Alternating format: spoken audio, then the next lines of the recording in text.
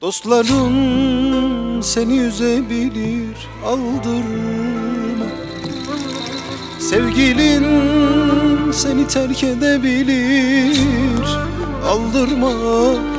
Gurbet elde sürünebilir, parasız kalabilirsin.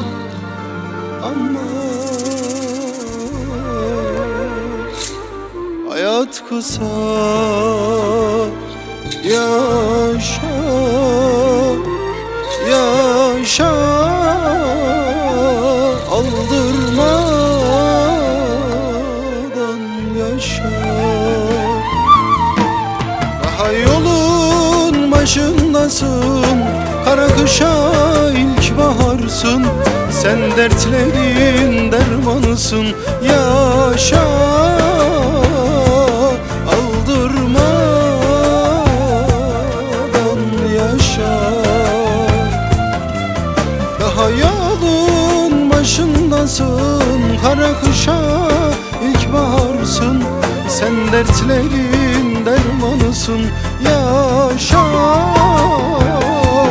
aldırmadan yaşa.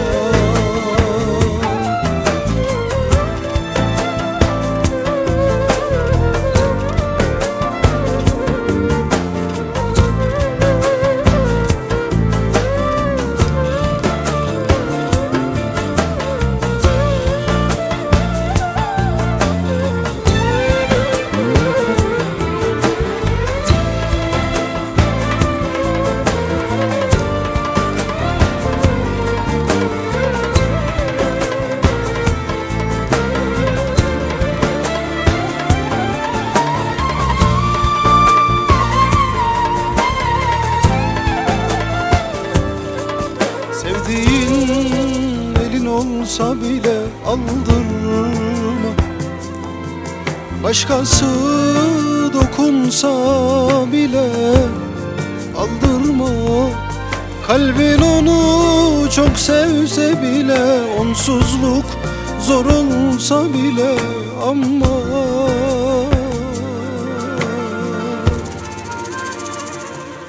hayat kısa,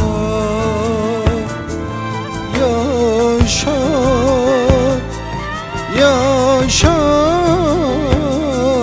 aldırmadan yaşa. Daha yolun başındasın, kara kışa ilkbaharsın. Sen dertlerin dermanısın, yaşa, aldırmadan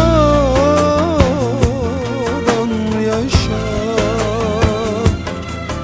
Daha yolun başındasın, kara kışa ilkbaharsın. Sen dertlerin dermanısın, yaşa, aldırmadan yaşa. Mazide yaşadıklarına sünger çek gitsin. Ayağın taşa takılabilir, aldırma.